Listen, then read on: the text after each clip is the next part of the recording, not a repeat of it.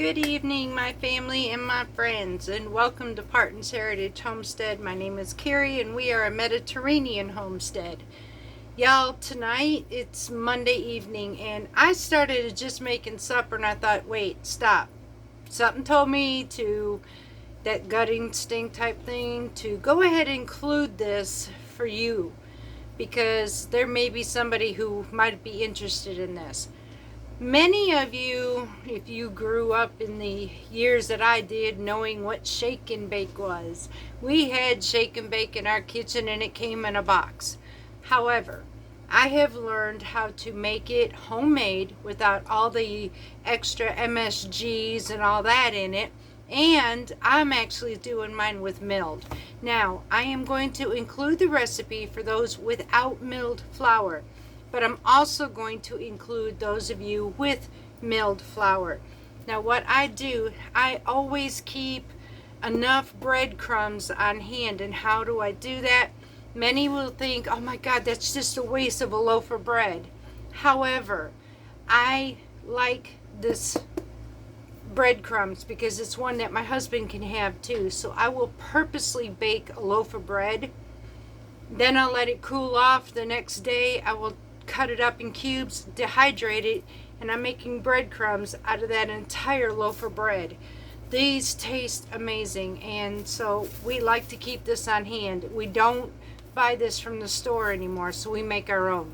So with that, I am going to go ahead and teach you how to make your own shake and bake in your own kitchen. Now, some little updates. Within this week, you all, I am redecorating this kitchen per se, making it more like a Mediterranean type Italian thing, because it's something I have dealt with. These chickens, y'all said you love my chicken curtains and all that on my cabinets, but I'm ready for a change, y'all. I've had these same chickens for about 3 years, and as much as I love chickens, I'm kind of sick of looking at them. So what's coming will actually be latte coffee, and they're going to be different coffee types. So, and then I'll have a new front window as well. So when I get those, I'll show you. It was between lemons or what I'm fixing to get, so I just got something different. I just needed something different, y'all. So you're fixing to see those changes. So without rambling on, let's get to this recipe and let's make some shake and bake pork chops. Okay, so the recipe is for 6 to 8 bone-in or boneless pork chops. I have boneless, but I don't have as many, so I'm going to do, like I usually do, half. Now basically this is going to be for hubby, because I am going to have Parmesan encrusted codfish, but he is going to have the shake and bake pork chops. So what we're going to do is get 1 cup of our breadcrumbs, because like I said, I'm doing a half. But if you have a full family, you're going to do 2 cups breadcrumbs. So what I'm going to do is tell you the original recipe so don't screw up everybody. So 2 cups of breadcrumbs. Now we're going to go ahead and get the rest of this on hand so we can just go right at it. Alright, y'all, so here's what we're going to do next. We have 2 cups of breadcrumbs. It calls for 3.5 tablespoons of vegetable oil. I will not use vegetable oil. I am actually going to be using olive oil. And that was 3.5 tablespoons.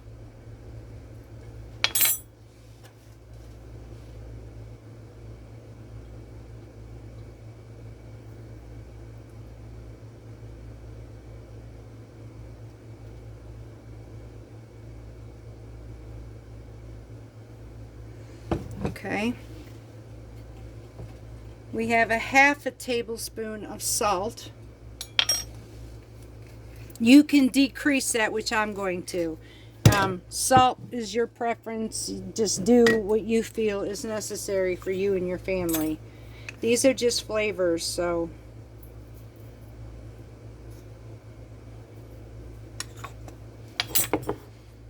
1/2 tablespoon of paprika. I am actually going to use a smoky flavored for this.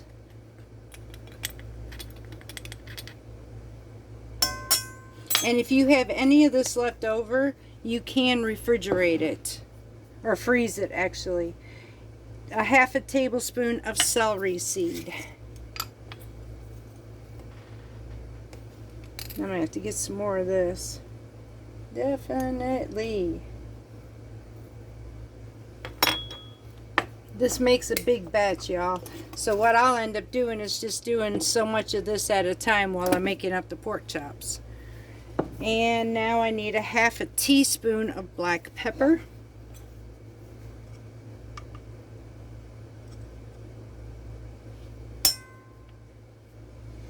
A quarter teaspoon of garlic powder. I'm using our homemade.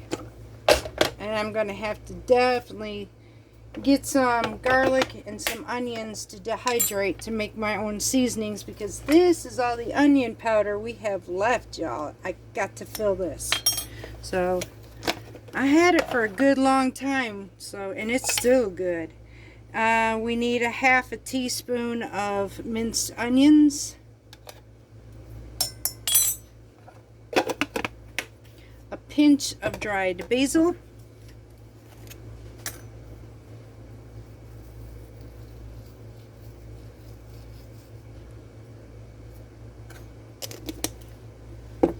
oregano,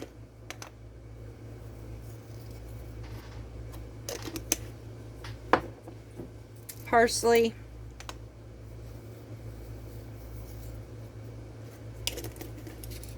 and that is it.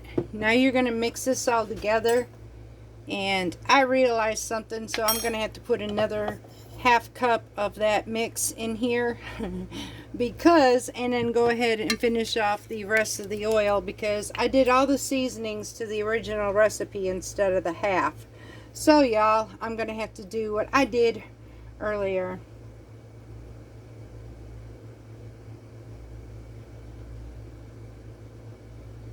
Alright, so let me go get my 1 cup of yeah, I'm definitely gonna have to make breadcrumbs now. Didn't want to do that.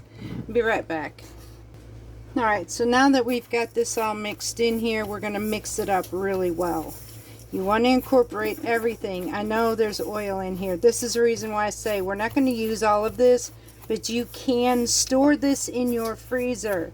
So if you make up a big batch of it and want to store it up so you don't have to keep making this, you absolutely can do that as long as you freeze it because of that oil in it. You don't want it to go rancid on your pantry. Alright.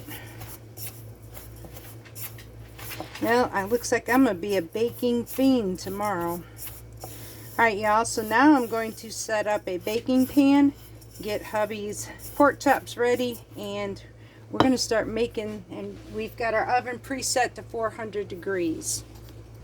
Okay, so I am going to be using a silicone matte line tray. You can use parchment paper if you want to, yes, or nothing at all. It doesn't matter.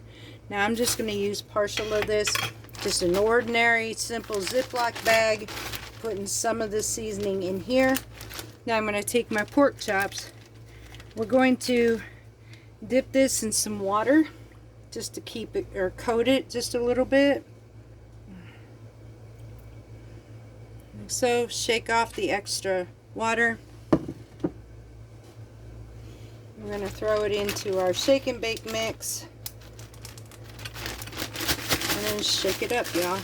Make sure that you coat this on both sides really well. Press it in there.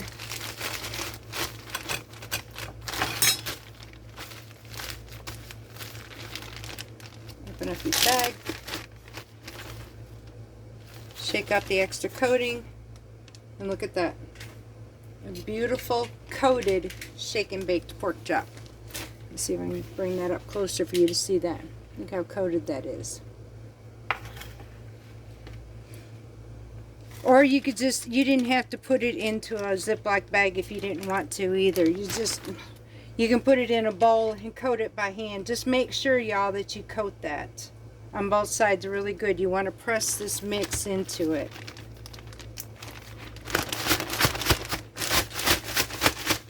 Now I'm just going through here and coating it first, and then making sure that I can ship this. And then I'm going to press it into my pork chop.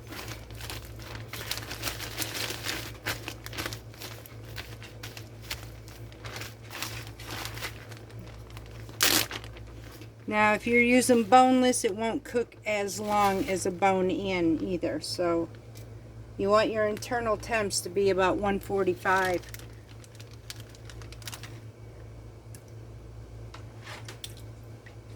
And I'm going to double check that, because I don't give wrong information, or at least don't intend to on purpose. So I will check that in just a moment.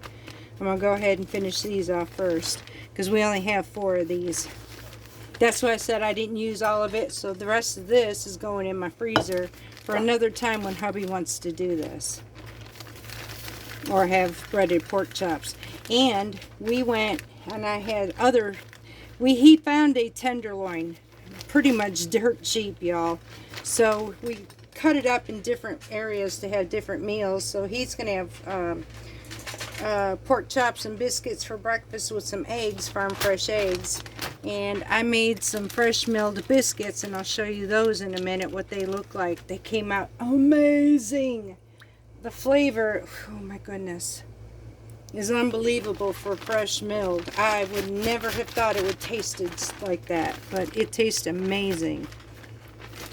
Alright, y'all, so this is the last one right here.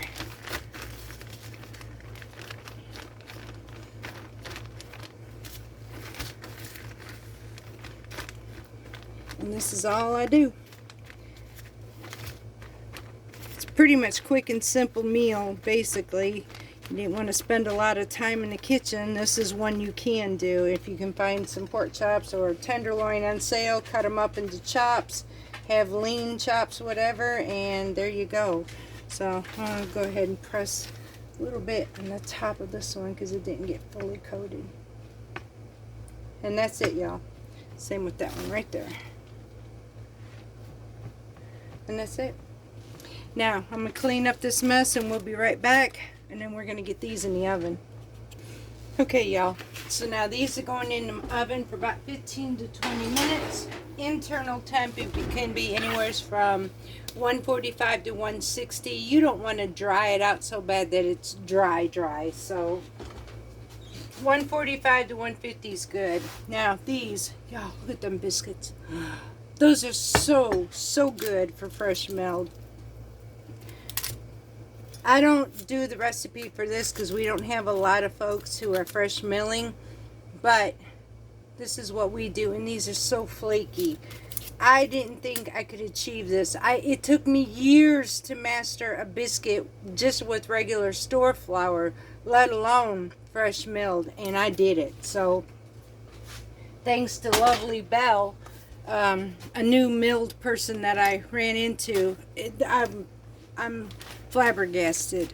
So now I'm going to take the rest of my mix. We're going to put it in a freezer bag, and we're putting this up because I can use this for several things. Pork chops if I wanted to. We can use this for chicken, or chicken cutlets if I wanted to, or whatever, chicken tenders. But this is our shake and bake, y'all. And I decided to go ahead and show you, and then we'll wait till this comes out of the oven and I'll show you what it looks like in the end.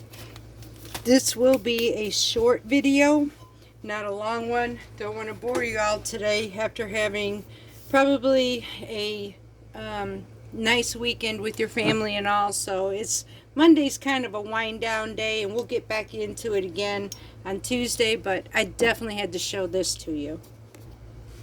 Okay, there is yet another way that you can store this shake and bake mix on your shelf. And this is probably what I'm going to end up doing, but I will tell you, I'm going to be making a couple loaves of bread to dry out for breadcrumbs to be able to do that in a big jar.